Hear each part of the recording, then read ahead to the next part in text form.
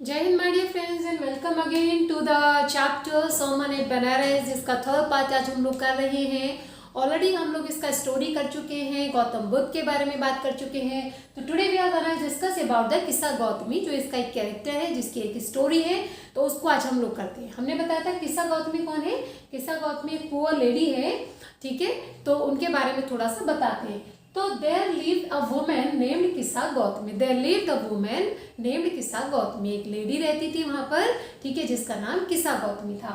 ठीक, she had an only son and he died. She had an only son, उनका only मतलब इकलौता बेटा था, एंड ही डाइड, और वो मर गया।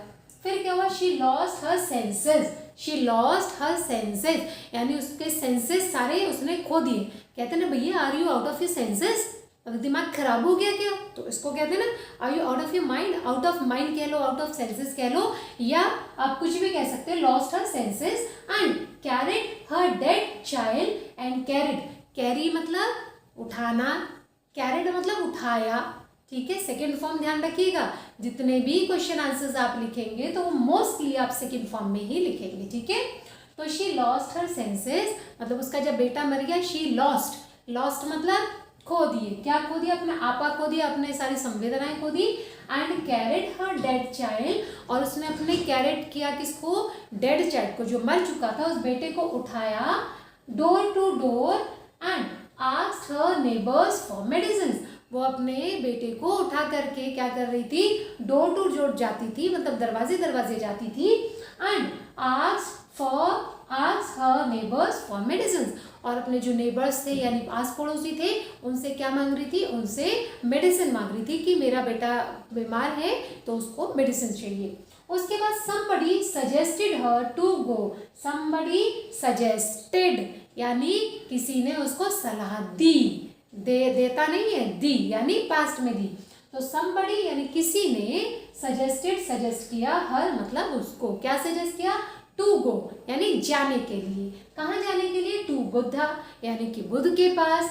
एज क्योंकि only he could help her, केवल वही उसकी सहायता कर सकते थे, इसलिए उसने सलाह दी कि आप बुद्ध के पास जाओ।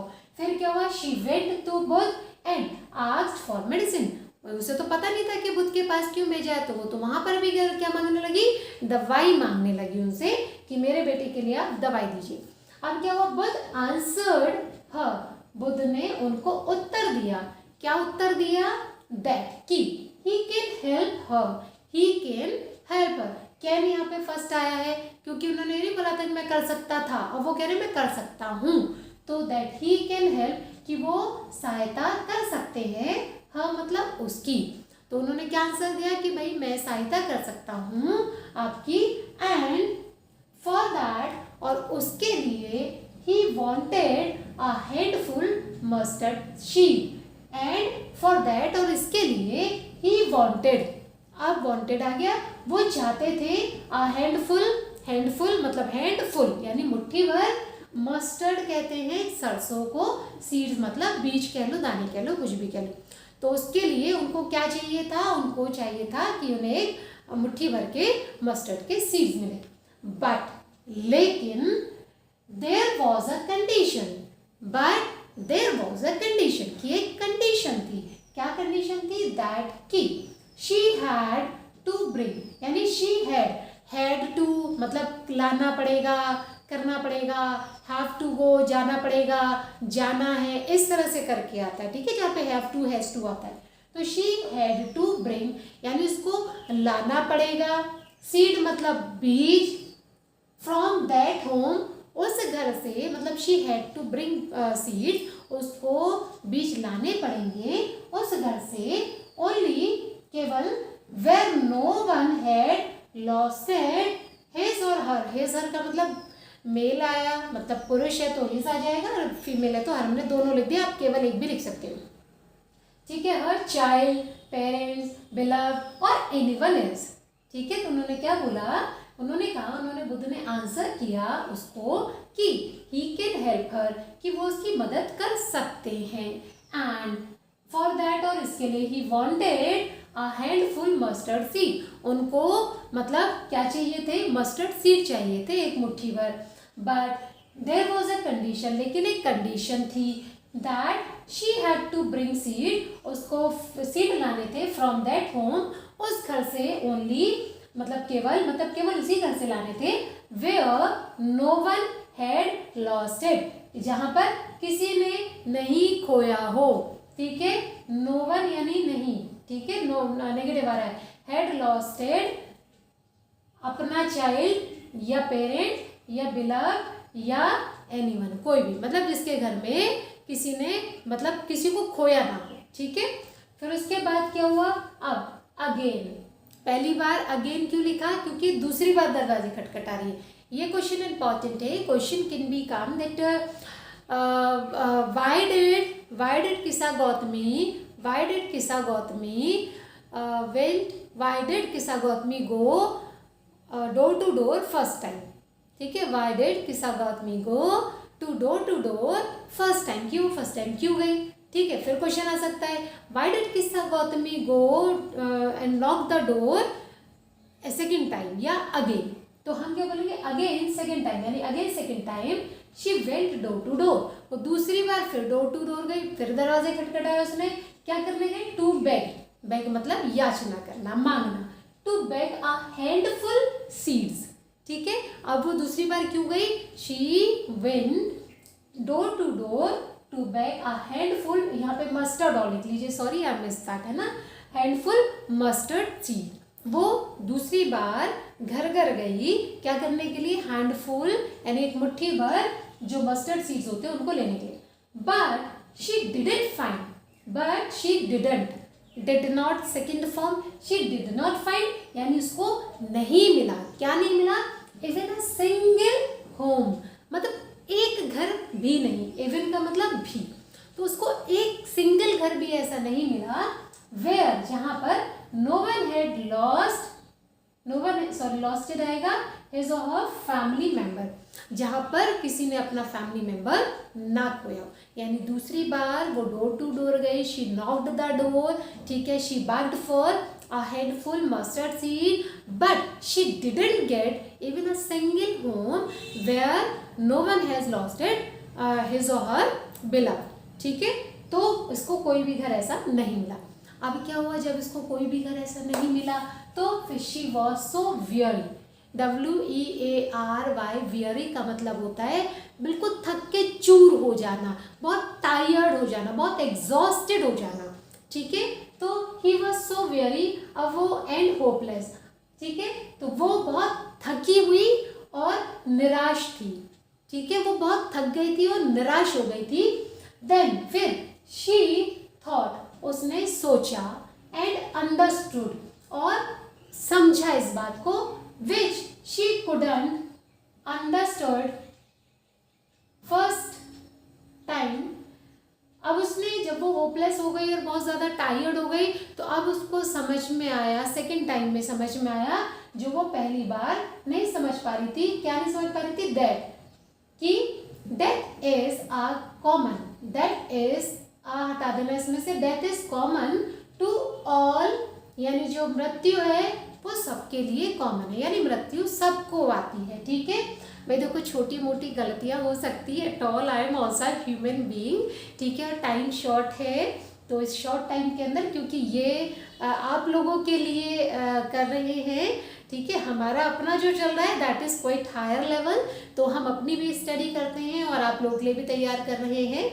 ठीक है, तो वही सोसाइटी को देने के लिए, तो छोटी मोटी जो मिस्टेक हो रही है please I beg that, please don't mind that. ठीक है, तो यहाँ पर death is a common to all, हटा देना इसमें, death is common to all. ठीक है, तो जो डेथ है वो सबके लिए कॉमन होती है, मतलब सबको आनी ही आनी है।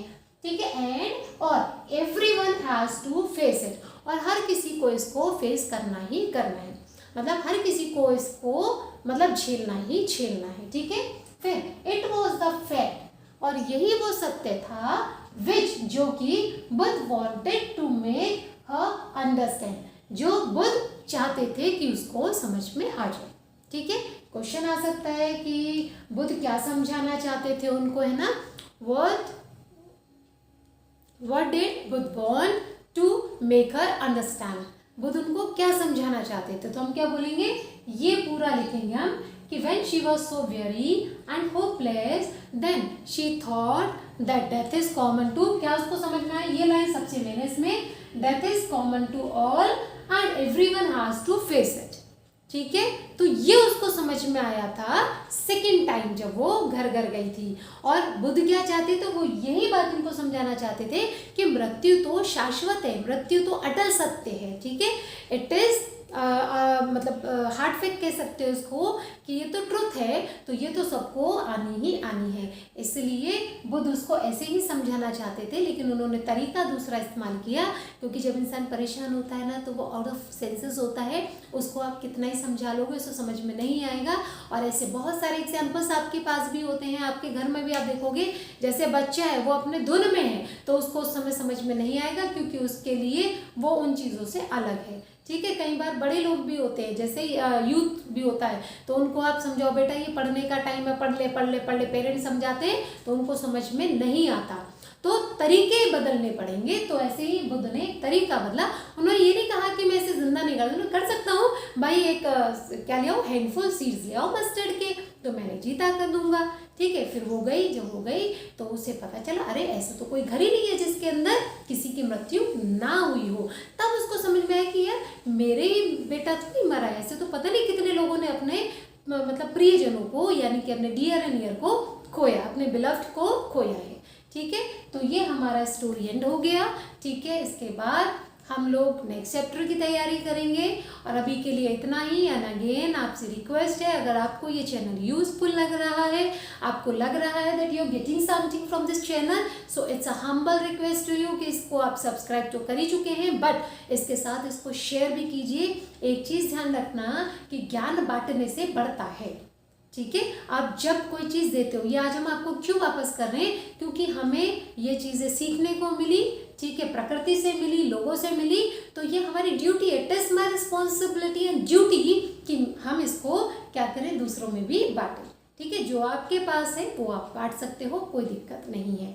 ठीक है, और आप तो देख ही रहे हो, बांट तो हम रहे, आप थोड़ा सा सपोर्ट कर दीजिए। ठीक है, और नीचे व्हाट्सएप का एक लिंक है, आप इसको करते हैं तो आप हमारे साथ व्हाट्सएप पे जुड़ेंगे, जिसके माध्यम से आगे की कुछ इन्फॉर्मेशन और कुछ नई प्लानिंग्स है वो आपको रेफ़र की जा सकती है, अगर आपका नंबर हमारे पास होता है तो। ठीक है, हो सकता है यूट्यूब पे हम ना कर पाए वो चीज़ें, बट हाँ उस पर कर सकते हैं, तो जिसकी मर्जी होगी वो उस चीज़ को ज्वाइन करेगा।